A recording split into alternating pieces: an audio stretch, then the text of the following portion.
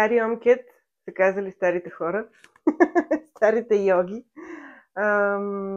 Аз казвам Криси и съм част от Омкет и днес ще ви подарим една йога практика, наречена йога нидра, която е много подобна на медитативните практики и помага на човек да се чувства по-добре, да е в по-добра физическа форма, да има повече енергия за повече безмислени неща в живота си, така че може спокойно да се приготвите за 15-20 минути, в които може да отделите едно малко пространство, което е лично за вас и място, на което ще се чувствате добре и ще може да направите тази практика.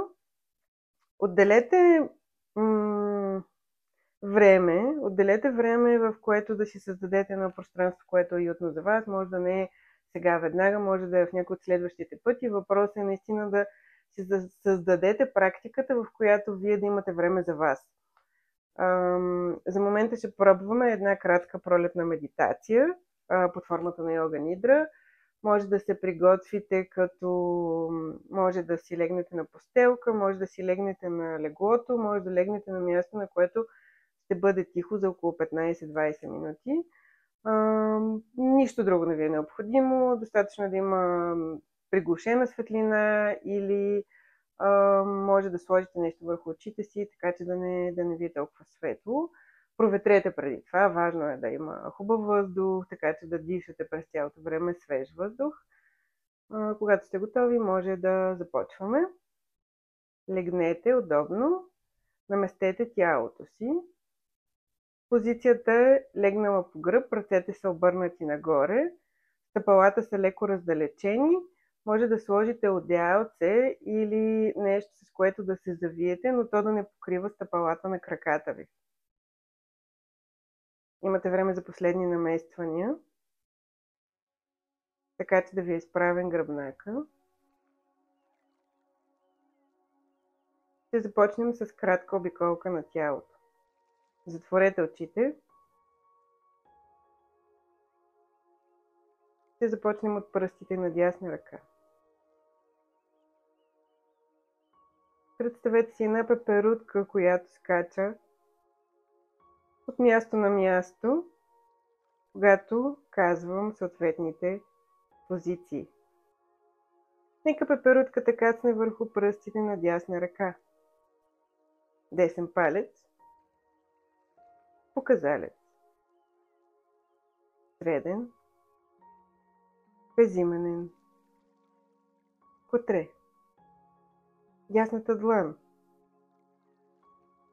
обратната страна на дланта, дясната китка, десния лакът, дясното рамо. Отпуснете цялата дясна ръка. Преместваме осъзнаването към пръстите на лява ръка. Отново пеперудката каца върху позициите на лява ръка. Ляв палец, показалец, среден, безименен, котре, лявата длан, обратната страна на дланта, лявата китка, левия лакът, лявото рамо. Отпуснете цялата лява ръка. Отпуснете двете ръце заедно. Преместете осъзнаването към пръстите на левия крак.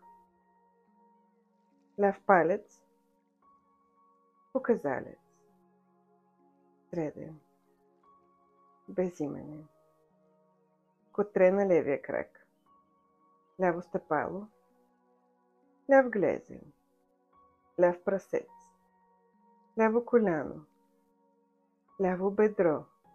Отпуснете целия ляв крак. Преместете осъзнаването към дясно стъпало. Десен палец, показалец, среден, безименен, котре, дясно стъпало, десен глезен, десен прасец, дясно коляно, дясно бедро. Отпуснете целия десен крак. Двата крака заедно. Отпуснете таза, дясната част на гръдния кош, лявата част на гръдния кош. И преместете осъзнаването към главата. Нека пеперутката кацне върху челото. Дясна вежда, лява вежда, десен клепач, ляв клепач, дясна ноздра, лява ноздра, дясна буза, лява буза, дясно ухо, ляво ухо, горна челюст, долна челюст, брадичка. Отпуснете главата. Отпуснете цялото физическо тяло, легнало на постелката. Цялото физическо тяло. Цялото физическо тяло и всички органи в него.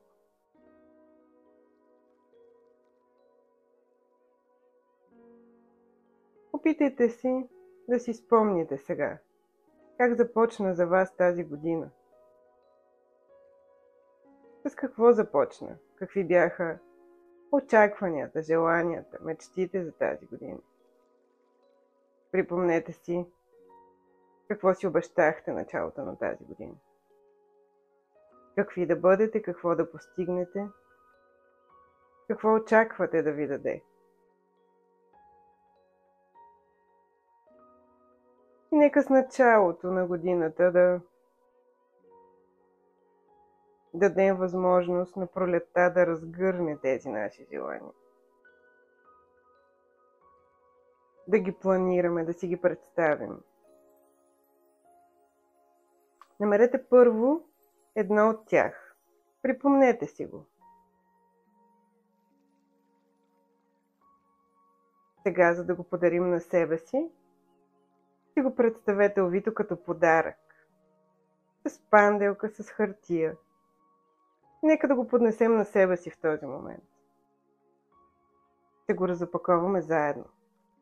Дръпнете панделката и нека то застане пред вас.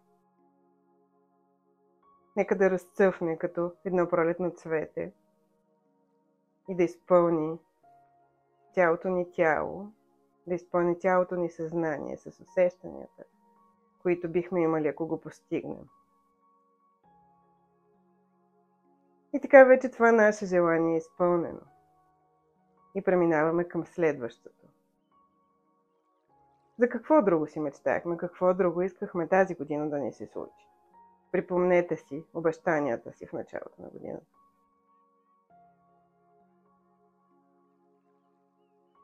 И отново ще си го представим като подарък.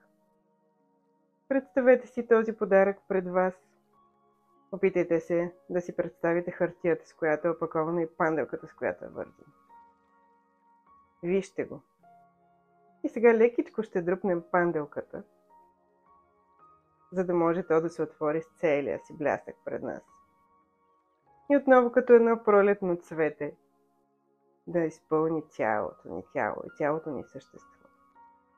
Отворете го. И нека да се случи тази година. И последно, изберете нещо, което сте си пожелали тази година. Но нека да не бъде материално, нека да не бъде нещо, което сте очаквали да получите от някой. Нека да бъде нещо лично за вас. Изберете нещо нематериално. И отново си го представете като подарък овито в хартия, в кашонче, с панделка. Вие сте го сложили лично за себе си там и сега ще го разопаковаме. Дръпнете панделката и нека това наше лично желание да бъде осъществено тази година.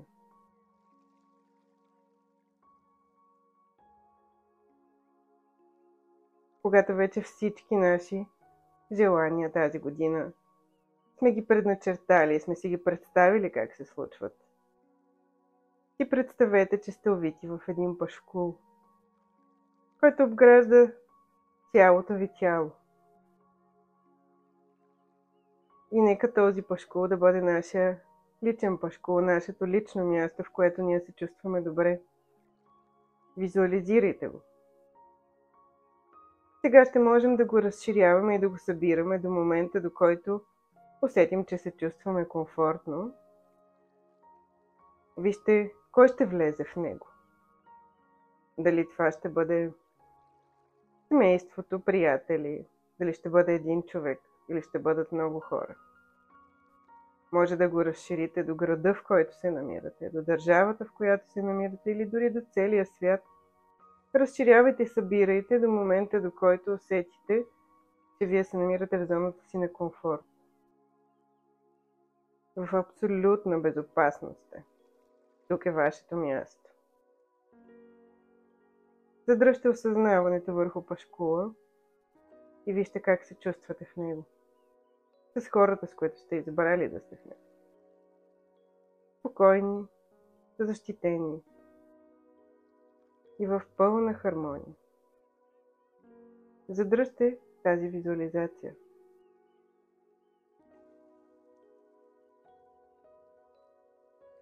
И бавничко може да я разсеете. Да усетите тялото си легнало на постелката. Да усетите въздуха, който докосва кожата. Да се опитате да дочуете 3 по-далечни звука. Извън пространството, в което се намирате в момента.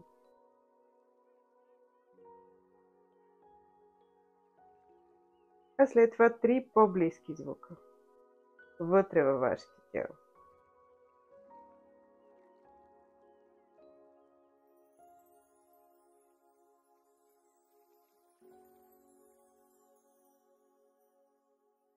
Опитайте да визуализирате пространството, в което се намирате, стаята, предметите, мебелите. Всичко, което по някакъв начин ще помогне за връщането ви към тук и сега.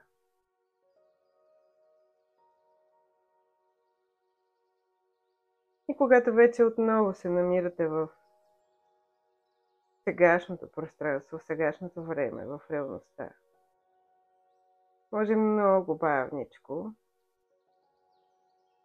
през дясната страна, с все още затворени очи, да стигнете до седнало положение.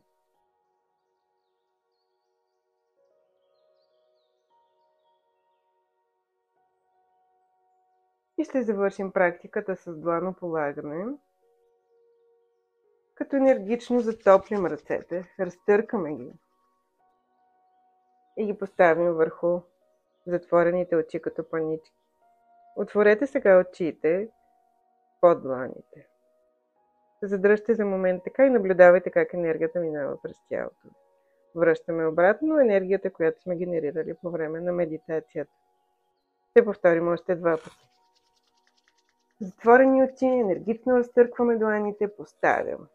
Отваряме очите. И трети последен път.